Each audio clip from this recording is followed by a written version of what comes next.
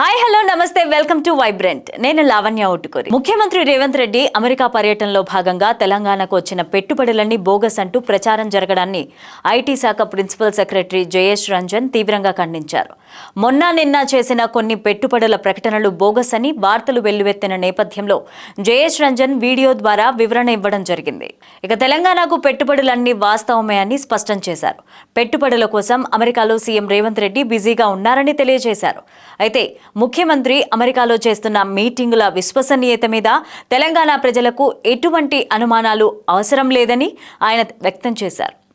అన్ని విషయాలు చెక్ చేసిన తరువాతే మీటింగులు చేస్తున్నామని జయేష్ రంజన్ వీడియోలో స్పష్టంగా చెప్పారు. ఫైనాన్షియల్ సర్వీసెస్లో ప్రపంచంలో పేరొందిన చార్లెస్ స్క్వాబ్ కంపెనీ హైదరాబాద్లో తమ సంస్థను నెలకొల్పేందుకు సిద్ధమైంది.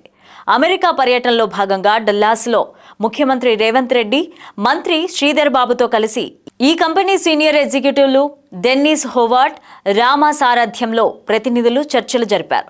ఈ సందర్భంగా టెక్నాలజీ అండ్ డెవలప్మెంట్ సెంటర్ ఏర్పాటుపైన కీలక నిర్ణయం వెల్లడించారు. ఇక హైదరాబాద్లో ఈ కేంద్రం ఏర్పాటుకు రాష్ట్ర ప్రభుత్వం తగిన సహకారం అందిస్తుందని ముఖ్యమంత్రి రేవంత్ రెడ్డి హామీ ఇవ్వడం జరిగింది. కంపెనీ కార్యకలాపాలను వేగవంతం చేసేందుకు అవసరమైన మార్గదర్శకాన్ని కూడా ఏర్పాటు చేస్తామని చెప్పింది. తమ కంపెనీ విస్తరణకు రాష్ట్ర ప్రభుత్వం ప్రకటించిన మద్దతు ప్రకారమే కంపెనీ ప్రతినిధులు కృతజ్ఞతలు తెలిపారు. ఈ టెక్నాలజీ సెంటర్ ఏర్పాటుకు చార్లెస్ స్క్వాబ్ తుది అనుమతుల కోసం వేచి చూస్తోంది. త్వరలోనే తమ ప్రతినిధి బృందాన్ని హైదరాబాద్కు పంపిస్తున్నట్లు తెలిపింది. ఇక ఈ కంపెనీ విస్తరణతో ఆర్థిక సేవల రంగంలో కూడా హైదరాబాద్ ప్రపంచ దృష్టిని ఆకర్షిస్తోంది. For more updates please subscribe to vibrant.